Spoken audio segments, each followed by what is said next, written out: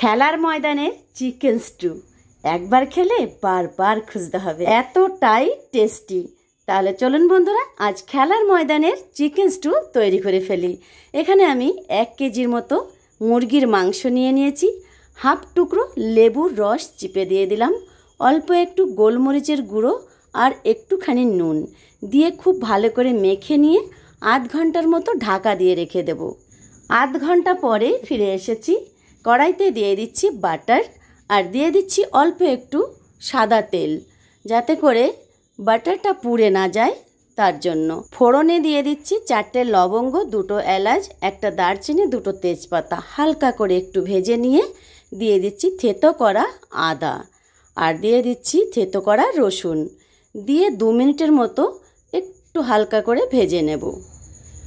হালকা করে ভেজে নিয়ে এখন দিয়ে দিচ্ছি ম্যারিনেট করা মুরগির মাংস দিয়ে আমি এখানে আরও 2 থেকে 3 মিনিটের মতো মাংসটাকে ভালো করে কড়াইতে ভেজে নিয়েছি। একটা কুচি করা পেঁয়াজ দিয়ে দিলাম, দিয়ে আর 2 মিনিটের মতো ভেজে নিয়ে কিছু সবজি কেটে রেখেছি লম্বা লম্বা করে, সবজিগুলো দিয়ে দিচ্ছি। গাজর দিয়ে দিলাম, পেঁপে দিয়ে দিলাম, আলু দিয়ে দিলাম, বিনস দিয়ে দিলাম আর একটা বড় সাইজের পেঁয়াজ কুচি করে দিয়ে দিলাম। ভালো করে মিশিয়ে নিয়ে আমি দিয়ে দিচ্ছি অল্প একটু নুন।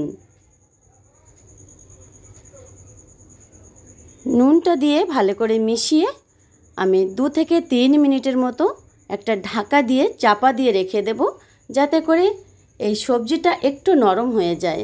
2 থেকে 3 মিনিট পর ঢাকা তুলে মাংসের সঙ্গে সবজিটা খুব ভালো করে মিশিয়ে নেব। এখন আমি দিয়ে দেব 1 লিটারের মতো জল।